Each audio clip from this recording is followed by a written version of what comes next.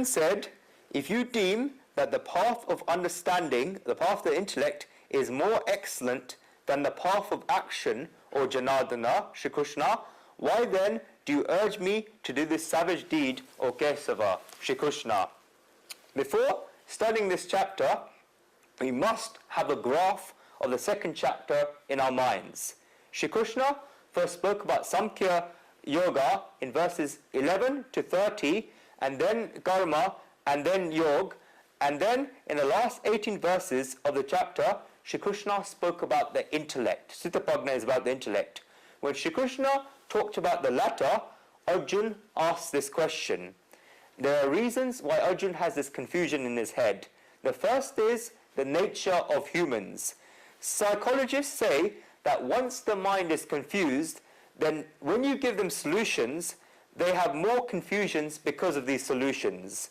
That is what human nature is. Because once this confusion starts, they have a mentality of just looking for problems. And the more solutions you give them, then they will just see more problems. For example, if you do this, then this will not happen. And if you do this, this will happen. Here, the problem is not in the solutions, but in the mind of the person with the problems. Arjuna is confused, hesitant, and despondent at the moment. He has the Supreme Being right in front of him, and yet he still has this confusion in his head. Even after getting the description of a person settled in intelligence from Sri Krishna, Arjuna finds another question. If a person has formed a habit of asking questions, then how many answers you give them, they will just keep on asking questions. This often happens when a person is confused because of their circumstances. When a person has lost all their strength, then no matter what you tell them, they either say that they'll not be able to do it because what you're asking them to do is difficult, or if they do the action, then they will not be able to do it with all their consciousness, all their efforts, and all their concentration. They find more questions in the remedy, and therefore they think that the remedy was wrong. In reality, the remedy was not wrong, the person's effort to understand it was wrong. A weak mind cannot judge its own weaknesses. A vain mind cannot recognize its own vanity. It only sees the weakness and vanity outside. This is why Arjuna's confusion has arisen. He's asking that if Shri Krishna holds the path of understanding as more excellent, then why is Shri Krishna making him act, and a savage act at that? He's telling Shri Krishna, asking Shri Krishna, why is he making him go to war? Any sensitive person would have this question, and Arjuna is very sensitive. Therefore, this question is in a way expected. It will be very difficult for Arjuna to just close his eyes and go to war. How long does the state of Arjuna last? Does anyone know? The state of despondency? It lasts until chapter 10 of the Gita. That's when we started these classes, when I reached chapter 10. It lasts until chapter 10 of the Gita. Until then, whatever remedy Shri Krishna gives Arjuna, Arjuna always finds questions in it. But in one way, it's good that Arjuna asks these questions because we got the answers. Guruji often thinks that if Arjuna's done a very good job in asking these questions because the Gita kept on going. If Arjuna had not asked these questions, then it had been Achyutam Keshavam in the second chapter, and we would not have got these answers. The only reason why we have these answers is because Arjuna asked these questions. And therefore, we should actually be thankful to Arjuna for asking these questions. What is the state? When it's the monsoon season in India, the farms near the village have mango trees. Kachalal is a character we describe, a fictional character, Shika's favorite character, brings these mangoes from the mango trees back to his house. People who have been to the villages in India will know that in the front parts of these houses there are pots where people put grass and then they put the mangoes in them. A cover is put in front of these, and therefore because of the warmth caused by this, the mangoes become ripe. Basically, 10 days went, Kachalal thought that he should go and check whether the mangoes had become ripe or not. He lifted up the cover and he found that most of the mangoes were ripe, but 3 mangoes were spoilt from the top. Kachalal thought that he would peel the spoilt parts from these mangoes and eat these mangoes before eating the ripe mangoes. So he got rid of the spoilt parts from the 3 mangoes, and then he ate those 3. One day went, and soon as the second day came, and he went to see the rest of the mangoes, he lifted up the pot to find that 3 more mangoes were spoilt. It's like during the whole rainy season, Kochalal had mangoes, but only mangoes that were leftovers of the spoilt parts that got removed. If he had made a decision to throw away the spoilt mangoes straight away, then he would have eaten perfect mangoes every single day. And many people have experienced this in the mango season in India. People just eat the remains of mangoes when the spoilt parts have been thrown away, and the perfect mangoes are just left in the covered pot. And it's just a difference of 1 day. You know what? Our whole lives go like this. Rather than taking up something that's perfect, one just keeps on trying to improve spoilt things, and therefore one's future gets spoilt. If a person thinks that they've made a mistake from the first day, and therefore they will learn by this only, they can only learn by this from eating the perfect mangoes from now on, and then if they do that, they can save their own life from being spoilt. But this is the mistake that's made by human beings. In trying to improve that which is spoilt, even the good things in one's life get spoilt. And so get rid of the things that are spoilt and take the things that are perfect. But one's mind is such that once it's spoilt, then it just keeps on looking for difficulties. This is the state that Arjuna is in right now. He's standing in front of the Supreme Soul, and yet he's looking for the difficulties. We must try to understand Arjuna's mindset. The work of the Gita is to make us throw away those spoiled mangoes and enjoy those perfect mangoes in life. When Gandhiji wrote about the yoga of detachment, which is this chapter, he said that this yoga to detachment is the key to understanding the form of the Gita. The 3rd chapter is very important in this way. I say Gandhiji and everyone picks up the pen to write a quote. I like that. The most important aspects of actions that the Gita talks about in this chapter are what actions should we do, how we should do them. When we want to do actions, then the Gita tells us which actions are good and which of those actions are yoga actions. So what are yoga actions? This is explained in this chapter. You probably saw from the invite last week. In this chapter, Shri Krishna is trying to say that until wisdom is translated into action, then that wisdom is futile. But those actions should not be selfish actions. They should be selfless actions. Shri Krishna is trying to say that when one gets wisdom, then that wisdom should be translated into selfless action and not selfish action. That is Karma Yoga. Arjuna asked this question because in the 2nd chapter, Shri Krishna had made some statements that created confusion in Arjuna's mind. First, Shri Krishna said in verse 49 of the 2nd chapter, Dure nehi avaram karma buddhi yogab janam janaya buddhai saranam anvicha gopana phala hetava, which means far inferior is mere action to the discipline of intelligence, buddhi yoga. O winner of wealth, Arjun, seek refuge in intelligence. Pitiful are those who seek for the fruits of their action. In verses such as this, the Supreme Being is giving the intelligence more importance than action. Therefore, Arjuna is asking why the Supreme Being is not telling him to practice yoga of the intellect. He's asking that if Shri Krishna is telling him that action is inferior to the discipline of intelligence, then why is Shri Krishna telling him to go to war? This is the first thing that's in Arjuna's mind. Secondly, in the 2nd chapter, Shri Krishna shows how a person settled in intelligence through wisdom, when the person reaches that state, then when that person becomes settled in intelligence, then he can attain the divine state of Brahmistiti that Guruji described in verse 72, when you can feel the bliss of God. Esha Brahmistita Patha Ne Anam Papya Vimuyati. Shri Krishna said this, but in this 2nd chapter, he did not say that how this divine state can come about through action. He showed the good consequences of wisdom and said that one follows the path of wisdom, then they can attain the divine state of Brahmistiti. Can one also attain this state by following the path of action?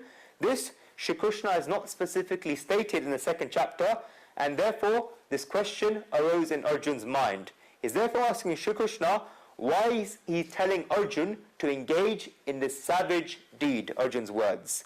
Thirdly, we are trying to analyze Arjuna's psychology and Arjuna's mind. Personally, Arjuna has not got much interest in this war. He already said in the 1st chapter, it is better that these people kill me than if I kill them. This is verse 46 in chapter 1. Arjun has lost his motivation for war. Na tangse vijayam Krishna, na cha rajam sukhanicha. Meaning, I do not long victory of Krishna, nor kingdom, nor pleasures. This is verse 32 in chapter 1.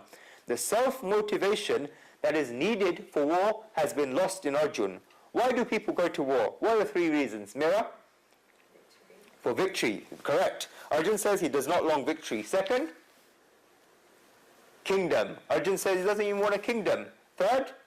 Material pleasures. Arjun states that he doesn't even want material pleasures. Then why should he go to war? As it is, Arjun has said he wants to leave the battlefield. He wants to know what is good for him, and when surrendering himself as a pupil of the Lord, he asks, Yat Shaya Sha Nishcham Bruhi Tanme, meaning, I'm prepared to die if necessary, but just tell me, God, what is good for me. This is verse 7 in chapter 2, when Arjun accepted himself as a pupil of Shri Krishna. Over and over again, Arjun has asked Shri Krishna to tell him what is good for me. Tatarashtra Rane Hanyushtam Meshenam Bhavat. In this verse, meaning far better, in verse 46 of chapter 1, far better would it be for me if the sons of Dhritarashtra, with weapons in hand, should slay me in battle while I remain unresisting and unarmed.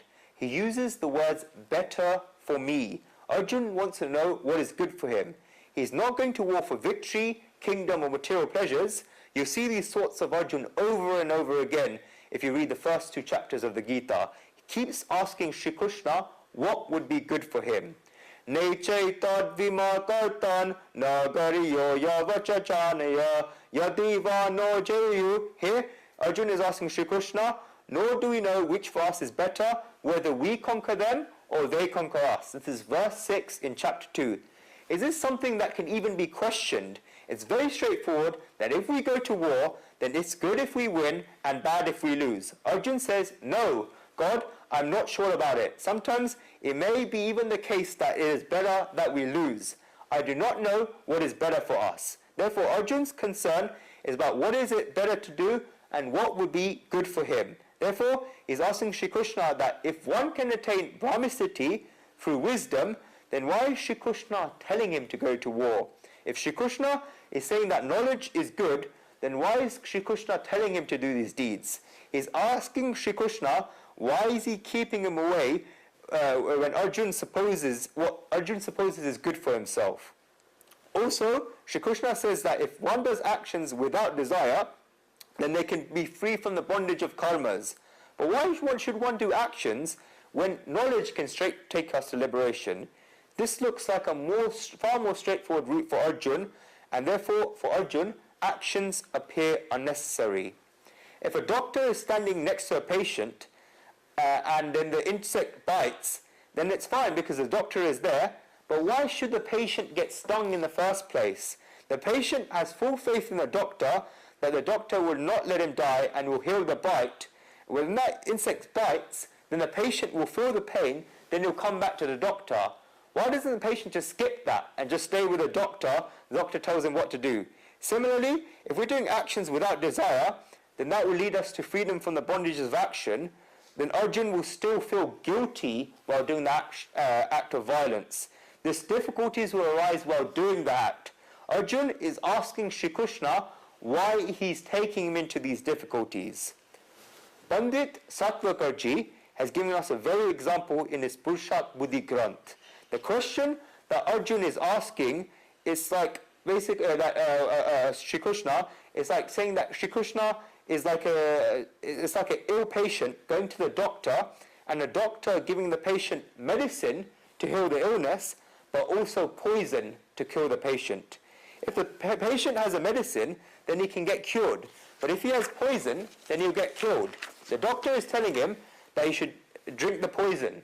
This Lord is saying that knowledge is important, but he's still telling Arjun to engage in a savage deed. Arjun is asking Shri Krishna, why is he making him do this? This is Arjun's confusion. In doing any action, the state of the mind and the intellect is more important than the action. The intellect becomes purified by knowledge. If a person takes the route of knowledge, then his intellect will become purified, and when the intellect is purified, then the person will resolve in doing good deeds. And when one does good deeds, then he attains liberation. But the root of all that there is the intellect here. Therefore, Arjuna thinks that he should take the way of knowledge. He is asking Shri Krishna not to take him in the direction of war. This is what Arjuna is saying in this verse. We must also understand the meaning of the word Arjun according to our scriptures. Arjunat Arjuna is what our scripture says. Arjun means to gain, to collect. For example, in words such as uparjan, uparjan means to grow. Dhanuparjan, to make money. Kirtuparjan, to gain fame. The person that gains happiness, money, knowledge, possessions and fame is Arjun. A commentator on the Mahabharata called Nilkant has analyzed the word Arjun as Rujvata Arjunaha, meaning that one who is delicate is Arjun. Only one who is delicate gets wisdom.